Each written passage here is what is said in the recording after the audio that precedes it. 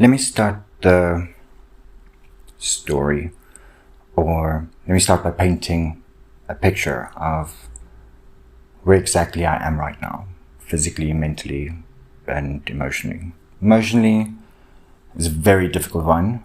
Mentally, I feel strong mentally, but I always feel strong mentally until I don't. Physically, relatively okay. Getting unfit since I started working. Desk jobs, Yeah, so basically my state of mind and the reason why I feel like I need to record this is because I don't really talk to anybody, and somebody important to me told me that I need to get my things out, which makes sense obviously, but yeah, it's just I find myself to be somebody who's very open-minded, understanding, like almost a complete yin and yang situation where I don't react to the kind of things that I have been reacted towards. And that makes it difficult because I am in constant fear of sort of the societal blame, or, like people like make things a bit too dramatic from my sense. So basically I classify myself like I'm an addict. I fluctuate addictions. At least I haven't been on drugs for a while, but it's alcohol or shopping, which helps if the shopping is alcohol, but budget-wise, not so cool. And I was living with my partner, and we moved out of our flat that we were living in together alone in end of Feb.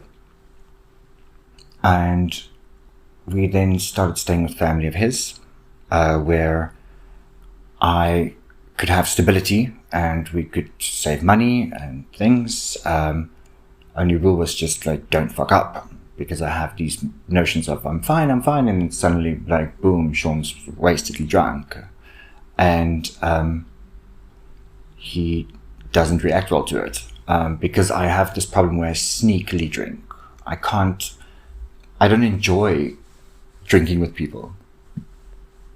Like, I'd rather just like be alone somewhere and drink. And then the problem is, then even when I get caught out, or even when somebody accuses me of being drunk, I'm like, no, I didn't drink.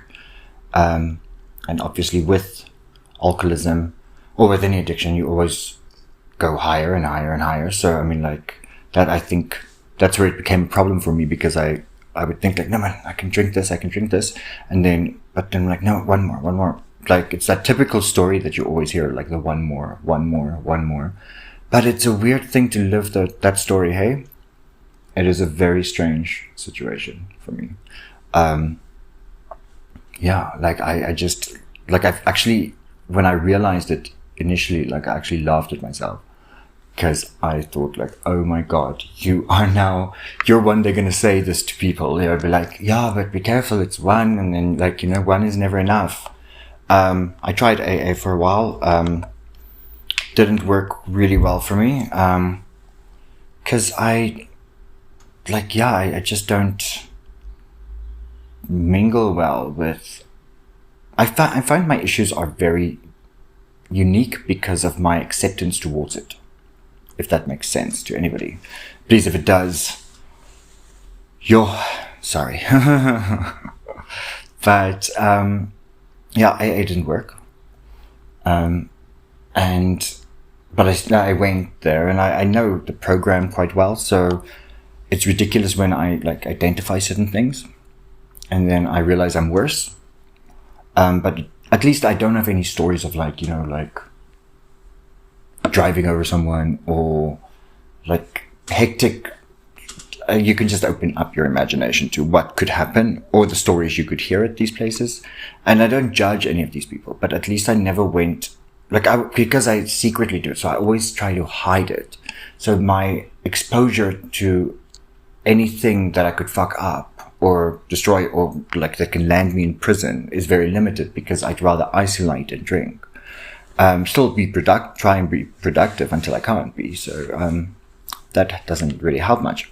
But it is, so that's basically where I'm at the moment, is just to figure things out, because now I then a week ago drank again and like was extremely wasted for, I don't know, I don't understand how that happened so quickly. But then the whole house was in a tizzy, because I was walking home. I went to get a haircut, and like it was just hectic. And the problem is, like, I've only had this unique drunken state like twice in my life. It's like as soon as I like get to that point, I suddenly hit fear. So I even started thinking I should run away, because I mean, like, I felt in danger, because I think it's like I feel very like alienated in a sense, but it's not the people I live with's fault. It's just I tend to do that. And then I suddenly I freaked out. I was like making plans to maybe like leave, like just run away. But I'm like, I just started this job, Sean. Like, you can't just fuck off. Like, what the hell?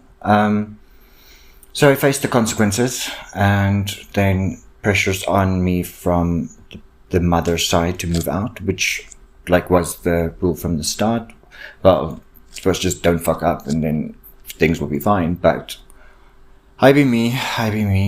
I'm not happy about it, obviously, but like I've also had these situations enough since I moved back to Joburg that I can't honestly say like, oh, I shouldn't have done. Oh, like I'm done with the apologies. Like, I'm upset with myself. I'm feeling all the things I should feel, but I'm just like, I've heard my own voice too many times in these situations, so that's a bit tough. And then, yeah, now I need to move out. So I have, thank God, found this lady that will rent out her one room to me inside her apartment, which is going to be very interesting. I've never done something like this before. At least it's furnished in a sense, because I mean, like, it's a bedroom. But yeah, it's going to be interesting, because this is like going to be my first sole independent thing where I'm not going, like, I'm independently moving to somebody else's area that I don't know. So it's not really me moving in with somebody I do know, and it's not somebody taking care of me. It's literally like I'll be independently paying my way separately, and my shit will be my shit. But I don't want to continue drinking and doing things. But like I said, mentally at the moment, I'm still strong.